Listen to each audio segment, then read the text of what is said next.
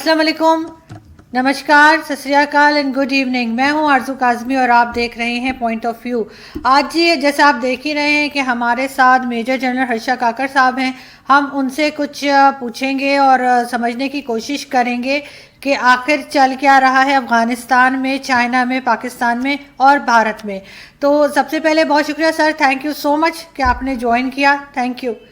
और सर मुझे आप सबसे पहले ये बताइए कि क्या कहेंगे आप कि पाकिस्तान जो है वो चाइना के साथ जो है वो आर्मी एक्सरसाइजेस कर रहा है, इंडिया जो है वो यूएस के साथ कर रहा है, उससे पहले रशिया के साथ भी हो चुका है हमारा। तो ये एक दूसरे को डराने का तरीका है या क्या चीज़ कंट्रोल करने की कोशिश, या आप समझते हैं कि ये एक रूटीन एक्सरसाइजेज हैं जो हर कंट्री करती है? आरजू बेसिकली एक्सरसाइजेस जो होती हैं वो नॉर्मली रिलेशंस के साथ होती हैं और ये एक मींस है मिलिट्री सॉफ्ट पावर एक्सपैंड करने का, कोलैबोरेट करने का in terms of joint operations, not for war, वो इरादा नहीं है, but it is basically to share tactics, to share lower level methodology of fighting. अब अगर आप देख रहे हो कुछ समय पहले जब इंडिया चाइना के ये इंसिडेंट होने से पहले इंडो चाइना एक्सरसाइजेस भी चलती थी, तो वो रेगुलर फीचर था लास्ट ईयर तक। ऑफ कोर्स 2020 को छोड़ दो, 2019 2018 में एससीओ की एक्सरसाइजेस में इंडिया और पाकिस्तान ने दोनों ने हिस्सा भी लिया था। ये एक्सरसाइजेस एक रेगुलर फीचर है, ये किसी देश को डराने की कोशिश नहीं है, ना कि ये कोई मैसेज देने की कोशिश है कि हम इकट्ठे होकर आपके खिलाफ अटैक करेंगे। ये वैसा कोई इरादा नहीं है। पर डेफिनेटली जब दो नेशन एक्सरसाइज करती हैं तो वो एक्सरसाइज का मकसद क्या है, उसका कॉमन एम क्या है। अब अगर इंडो चाइना करेंगे तो ये एक्सरसाइजेज होती है टेररिज्म के खिलाफ। अगर इंडिया यूएस करते हैं तो ये एक्सरसाइजेज आईओआर के अंदर कौन थ्रेट कर सकता है उसके खिलाफ, या उसको इमेजिनरी एनिमी बना सकते हैं। अब जब पाक चाइना करेगा तो इमेजिनरी एनिमी एक ही है, वो इंडिया है, और तो कोई बन ही नहीं सकता। तो इस प्रकार की जब एक्सरसाइजेस होती हैं वो क्रिएशन अलग है, पर ये नॉर्मल रूटीन एक्सरसाइजेस है, इसके अंदर ज्यादा नहीं पड़ना चाहिए। बिल्कुल ठीक सर आप कह रहे हैं, लेकिन सर एक चीज़ और है कि अफ़गानिस्तान की जो कंडीशन है, जो हालात हैं, अफ़गानिस्तान की सिचुएशन ठीक नहीं हो रही, ठीक नहीं हो पा रही। उसकी आप क्या समझते हैं कि क्या रीज़न हो सकती है कि पीस टॉक की तरफ जाना चाह रहे हैं, अपनी फ़ौज को निकालना भी चाह रहे हैं यूएस, लेकिन अभी तक ऐसा हो नहीं पा रहा, और बहुत हद तक कुछ लोग ये कहते हैं कि इंडिया नहीं होने दे रहा, और कुछ लोग आईएसआई का भी नाम लेते हैं कि आईएसआई नहीं होने दे रहा। तो सर आपके ख्याल से सिचुएशन क्या है, और कौन रोक रहा है इस पीस टॉक को आगे बढ़ने से, और क्यों रोकेगा? आरजू, ये जो पीस टॉक्स हैं ये बड़े स्लो स्टेजेस से जा रहे हैं। अभी तक उन लोगों के अंदर ये अग्रीमेंट नहीं आया था कि हम किस प्रकार से आगे बढ़े। वो अग्रीमेंट अब हो गया है दोनों साइड्स में, अफगानिस्तान गवर्नमेंट और तालिबान के बीच में।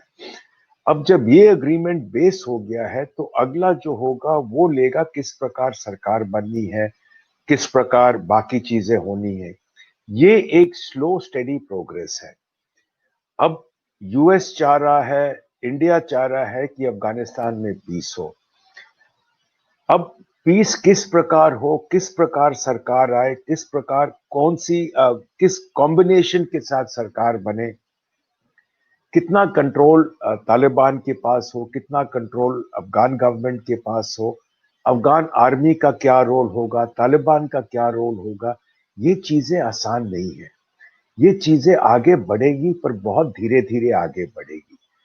अब साथ साथ तालिबान के साथ या हकानी नेटवर्क जो टॉक्स में डायरेक्टली इन्वॉल्व नहीं है, पर हकानी और तालिबान एक साथ ऑपरेट कर रहे हैं, ये पता है, क्योंकि हकानी का जो लीडर है वो तालिबान के अंदर भी लीडर है।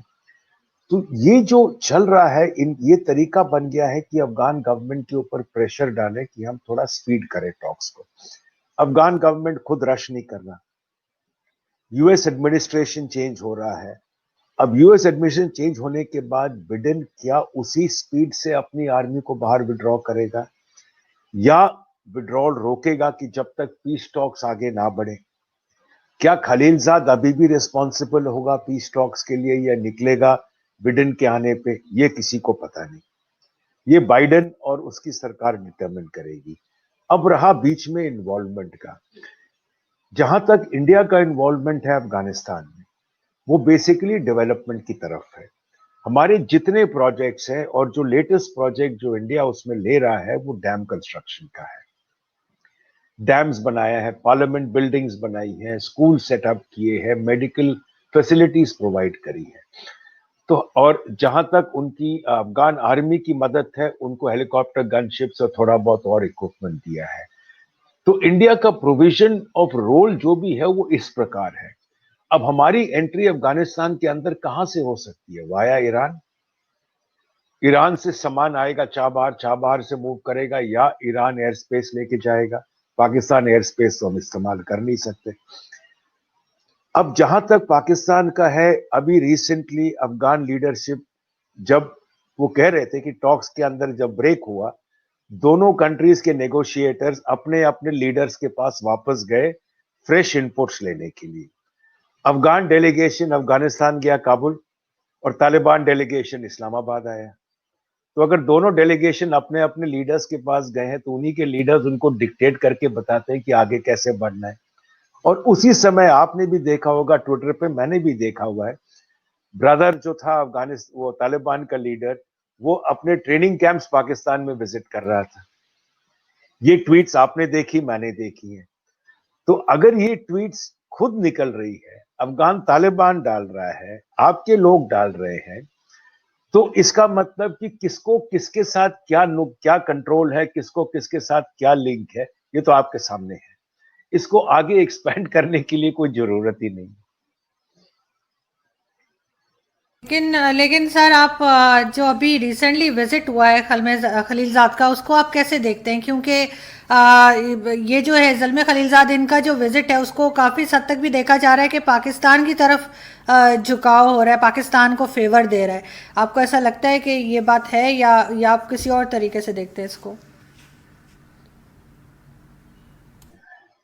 खलीलजाद जब आते हैं पाकिस्तान, उनको पता है कि इस्लामाबाद में फोटो ऑप्स होगी, रियल डिसीजन रावलपिंडी में होगा।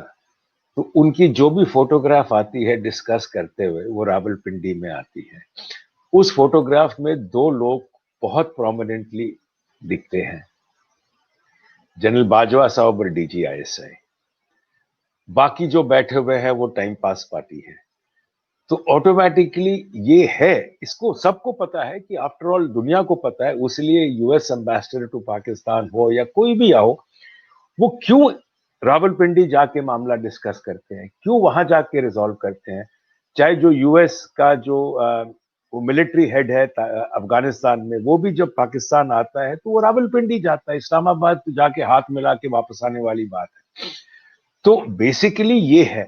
पर मेन इंटरेस्ट जो है, जो US की कोशिश ये है कि जब तक तालिबान को ISI पुश नहीं करेगा, तब तक वो पीस एनवायरनमेंट क्रिएट नहीं करेंगे, उतना अफगानिस्तान सरकार आगे अब बढ़ेगा नहीं टॉक्स के लिए। क्योंकि अंडर प्रेशर कोई सरकार टॉक्स में आगे बढ़ना नहीं चाहती। जब प्रेशर लिफ्ट करो तो टॉक्स आगे बढ़ती है। ये उनको सपोर्ट चाहिए पाकिस्तान आर्मी से और ISI से। उसलिए जो भी आता है वो नोन है, इसमें कोई नई बात तो है नहीं, ना कि मैंने कोई कोई आइंस्टाइन की तरह कोई नया डिस्कवरी किया है। आप देख लीजिए, जब भी आते हैं बातचीत रावलपिंडी में होती है, और उसके बाद स्टेटमेंट आता है on issues of mutual interest and peace in Afghanistan, और उसमें आता है general Bajwa has made a statement कि he is very interested to bring about peace in Afghanistan. तो वो तो है ही है। लेकिन सर इसमें क्या प्रॉब्लम है? अगर इसमें क्या आपको चीज़ गलत लगती है अगर वो जाके आर्मी चीफ से मिलते हैं? कोई भी इस तरह के कोई डेलीगेशन नहीं, आता है, कुछ हो, क्योंकि मेन रीज़न तो या मेन पर्पस तो वही होना चाहिए ना कि पीस टॉक हो और उस पे काम हो सके। तो अगर हमारे यहाँ तो अब हम खुद भी मना नहीं कर सकते, आपको पता है, अब हम डिबेट्स में भी मान जाते हैं कि है हमारे यहाँ आर्मी का हाँ, एक होल्ड है और अभी से नहीं करेक्ट, है सर, सालों से, शुरू से। करेक्ट, तो करेक्ट। उस चीज़ से तो अब हम डिनाई नहीं कर सकते, कोई नहीं, बहुत ही नहीं, हम कहें कि नहीं तो वो बहुत गलत हो जाएगा, बिकॉज सबको पता है। लेकिन जो मेन पर्पस होता है वो तो यही होता है ना सर, के पीस टॉक हो और अफगानिस्तान से इनकी फौज निकले, जो ये निकालना चाह रहे हैं अब, लेकिन ऐसा हो नहीं पा रहा।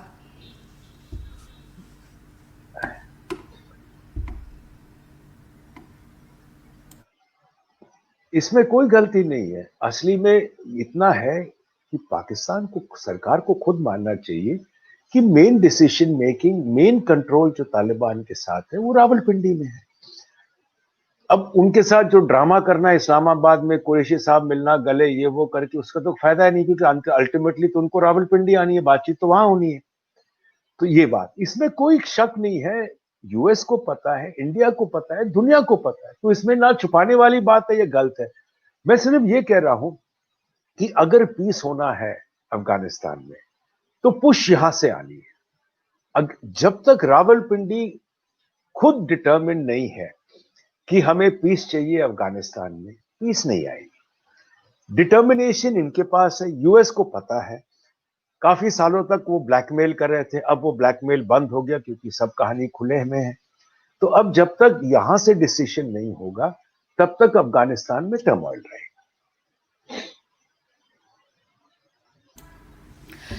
सर, ये भी सुनने में आ रहा है कि टर्की जो है वो न्यूक्लियर पावर बनना चाह रहा है और चाइना उसकी मदद करने को तैयार है या कर रहा है। आप इस चीज़ को कैसे देखते हैं? आपको लगता है कि ये हो पाएगा?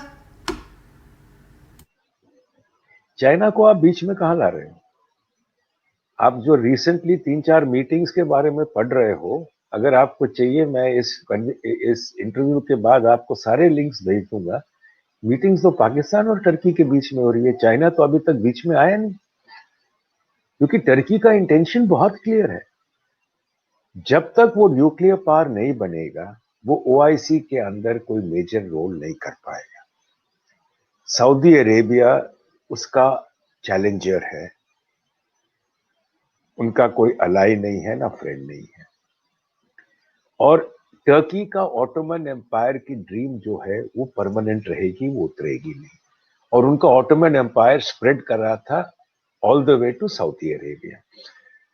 The only way it can do it is by becoming a nuclear power. अब कौन सा स्टेट है जिसका रिकॉर्ड है फॉर न्यूक्लियर proliferation? अब उनके साथ लैच ऑन करके, उनके साथ दोस्ती दिखा के, सपोर्ट दे के, उनको सऊदी अरेबिया से स्विच करके इस तरफ ले आए। अब लॉस कहां पे हुआ? सऊदी अरेबिया फंड कर रहा था, कभी पहले वापस पैसे भी वापस नहीं मांगता था, पर क्योंकि टर्की की तरफ शिफ्ट हो गए, जो सऊदी अरेबिया का कॉम्पिटिटर है, जो सऊदी अरेबिया ने जिंदगी में नहीं किया, 70 साल में नहीं किया, अब डिमांड लग गया, अब डिमांड करने लग गया अपने पैसे वापस। और जो अग्रीमेंट्स था ऑयल डेफरमेंट का, सब कुछ उसने बंद कर दिया। अब टर्की को चाहिए न्यूक्लियर वेपन्स, कहां से आएगा? चाइना से अभी तक कोई बातचीत नहीं है। चाहे चाइना खुश होगा, क्योंकि अगर टर्की को न्यूक्लियर वेपन्स हो गया, नेटो हिल जाएगा, नेटो के अंदर अपीवल हो जाएगा, यूरोप के अंदर इम्बैलेंस हो जाएगा। ये चाइना को हेल्प करेगा, पर चाइना बीच में नहीं आएगा। एक गो बिटवीन स्टेट है जिसके साथ आजकल टर्की की बातचीत चल रही है। 3-4 राउंड्स बातचीत के हो गए हैं, दुनिया मॉनिटर कर रही है, यूएस एंड बाकियों की सैटेलाइट्स पूरा मॉनिटर कर रही है, पर एक टाइम आएगा जब कुछ ना कुछ इनपुट्स आएंगे तो अपने आप क्लियर हो जाएगा। सर, चाइना काफ़ी टफ टाइम दे रहा है भारत को, अपने बॉर्डर पे जो एलएसी कहलाता है आपका, तो उस पे बहुत से लोग ये कह रहे हैं कि भारत उस तरह का रिस्पांस नहीं कर रहा, उस तरह का जवाब नहीं दे रहा जैसा कि वो पाकिस्तान के साथ करता है।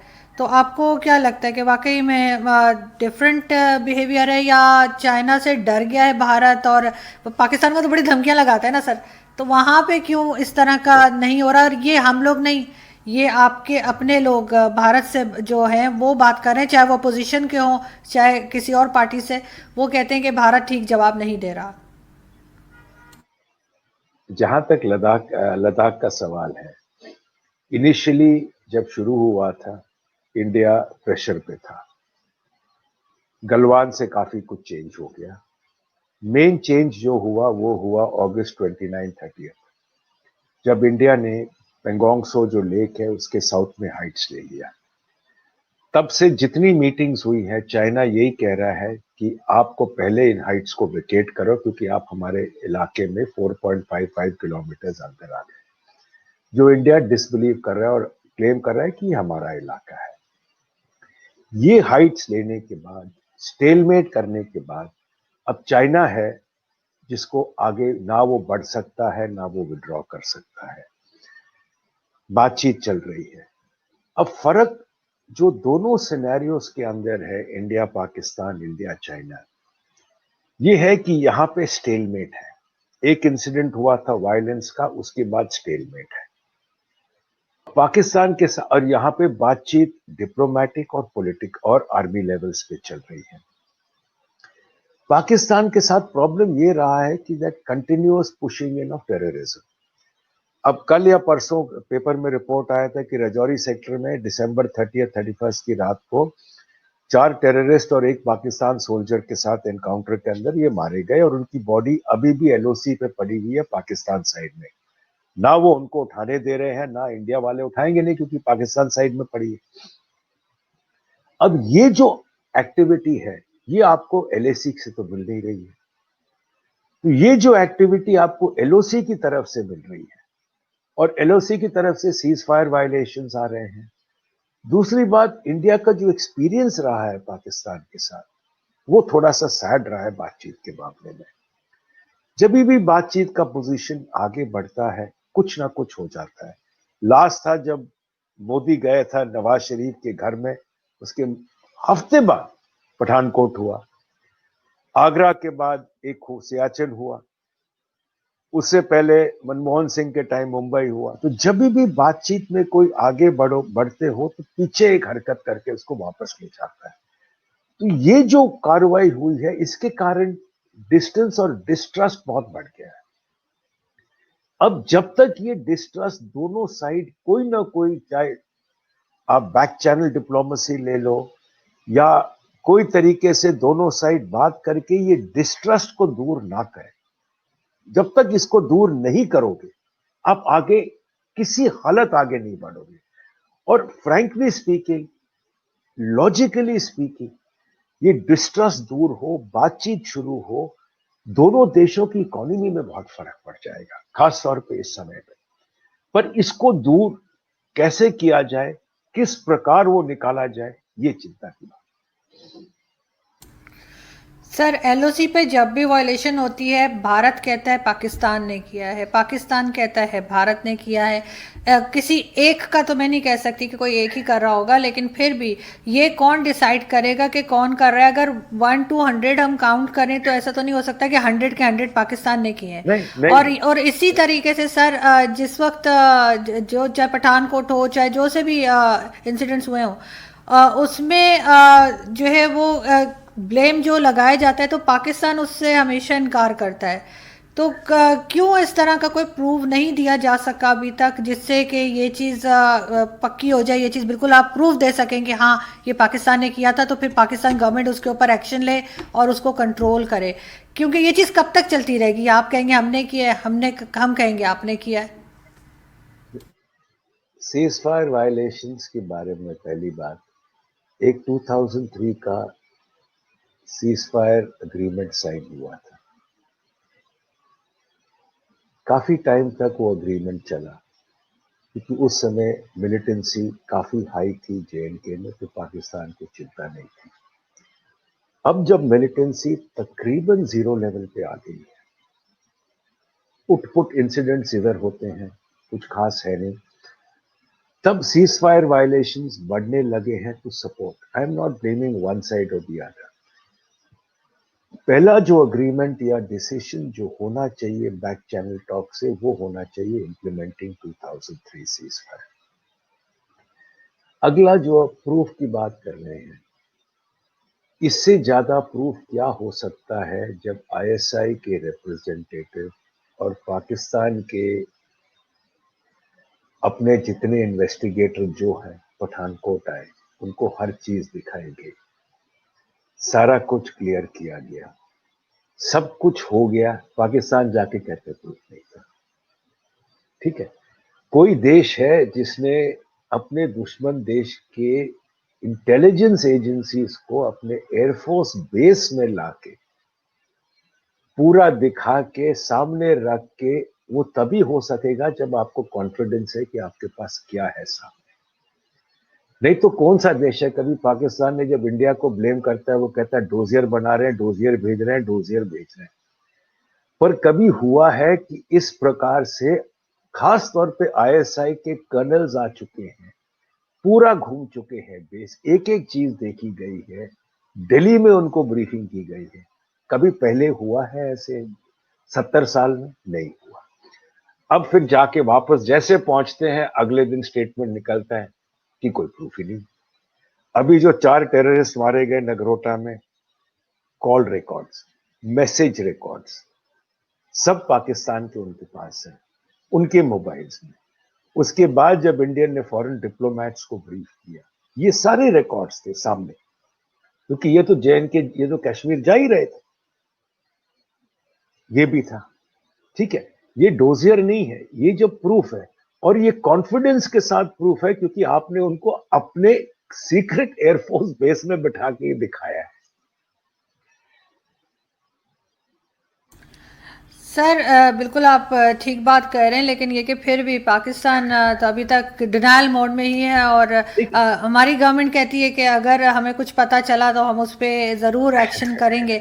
लेकिन सर एक चीज़ और है, हमारे इंटीरियर मिनिस्टर जो भी रिसेंटली हमारे इंटीरियर मिनिस्टर लगे हैं, शेख रशीद साहब, अजीब अजीब स्टेटमेंट देने के लिए बड़े मशहूर हैं। तो लेकिन फिर भी उनकी अगर मैं बात करूं, रिसेंटली उन्होंने एक इंटरव्यू में कहा कि जी भारत के साथ अब जब जंग होगी तो वो आखिरी जंग होगी और उसके बाद कुछ नहीं बचेगा और ये वो।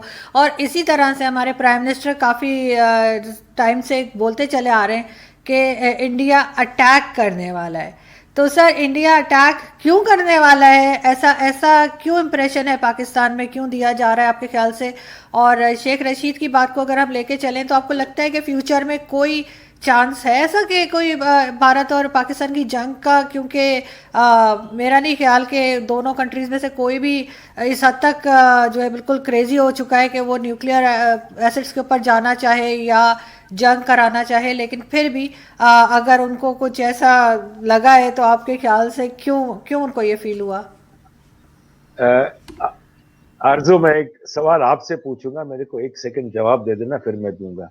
मेरे ख्याल कारगिल के टाइम शेख रशीद थे जो यूके भाग गए थे, जी वही थे। सर। सर सर ऐसा ठीक, बहुत हुआ है, और सर वो इस तरह की स्टेटमेंट देते रहते, मैं खुद उनकी स्टेटमेंट को सीरियसली नहीं लेती, लेकिन फिर भी I just want to know कि अगर नहीं आपको नहीं, कैसा मैं बता लगता है। दूंगा, मैं बता दूंगा। जो रीसेंट स्टेटमेंट दी थी शाम कुरैशी साहब ने दुबई में, कब दी थी? जब यूएई के साथ विजिट में कुछ निकला नहीं, और अगर प्रेस सवाल करती, उनके पास कोई जवाब थे नहीं, क्योंकि यूएई ने अभी तक वीजा लिफ्ट नहीं किया। यूएई पाकिस्तान के रिप्रेजेंटेटिव्स को वापस करे जा रहा है, लेबर को। इंडिया का लेबर बढ़ रहा है उधर, इंडिया उस वीजा रिस्ट्रिक्शंस में है नहीं। अब कुरैशी साहब के पास जवाब था नहीं, तो क्या बोलेगा? अगर डाइवर्ट करना है माइंड्स, पाकिस्तान के अंदर कुछ भी चीज हो, माइंड डाइवर्ट करना है, इंडिया जुम्मेवार है। अब जो बेचारे, अब 11 हाजरा जो कोल माइनर्स मारे गए बिना सोचे हुए, पहला स्टेटमेंट शेख रशीद और इमरान खान का था कि इंडियन वाले इन्वॉल्व हैं। उसके बाद आईसिस ने जिम्मेवारी ले ली। अब आईसिस से इंडिया का कोई कनेक्शन तो है ही नहीं, वो हमारे खिलाफ भी वही है। ठीक है, तो ये एक पाक टेंडेंसी है कि कुछ भी हो इंडिया को ब्लेम करो। और अगर आपने जैसे अब जो रेजिंग ऑफ हुआ, ये कब इमरान खान ने और कुरैशी साहब ने एक और कारण क्यों रेज किया? क्योंकि पीडीएम मूवमेंट अब कैचअप कर रहा है। उन्होंने जनवरी का महीना दिया है, 31 जनवरी इमरान खान के रेजिग्नेशन के लिए। और जो मेजर ऑपोजिशन पार्टीज पाकिस्तान की जो एक दूसरे के गर्दन के पीछे पड़ी हुई थी, पीपीपी और पीएमएल नवाज, अब अगर ये इकट्ठी हो गई और साथ में बाकी जो ग्रुप्स बन गए हैं मौलाना साहब के साथ, तो ये जो स्ट्रेंथ प्रोजेक्ट कर रही है, अब मेरे को नहीं पता, पर इनपुट्स जो मेरे को आ रही है पाकिस्तान से कि हो सकता है आर्मी की बैकिंग भी है इनके पास। अगर वो है तो सिचुएशन इमरान खान साहब के लिए थोड़ी सी गंभीर है। अब अगर ये सिनेरियो है तो कौन है, अगर आपने माइंड डाइवर्ट करनी है तो सबसे आसान आंसर क्या है, इंडिया अटैक करेगा। अब इंडिया क्यों अटैक करेगा? अगर कोई बड़ा टेररिस्ट एक्शन हुआ इंडिया में तो इंडिया कोई ना कोई सोल्यूशन तो कोई ना कोई रेजोल्यूशन देखेगा। अगर कुछ नहीं हो रहा तो इंडिया का दिमाग तो खराब नहीं है, मोदी जी तो बहुत सेन है, उनके पास अपने बहुत कुछ है, वो क्यों जाके सिरदर्दी एक और लेंगे?